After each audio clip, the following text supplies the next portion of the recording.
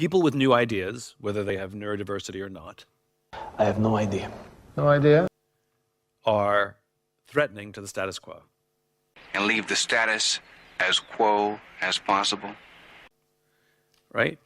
And there's nothing wrong with the status quo per se. The reason the status quo exists is because things are kind of working, Well, that kind of worked out. right?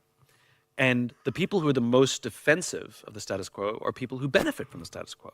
Your benefit. I don't need benefit. You need benefit. So if you come in and say, I'm going to try something new with no guarantee of success, and by the way, if we fail, you're all going to lose your jobs, not a lot of takers. Amen. Which is why most people don't start businesses. Most people aren't entrepreneurs, and nor should they be, because the chances of failure are overwhelming. And even if you have the desire and you've got a family and kids, like, it's just not worth the risk.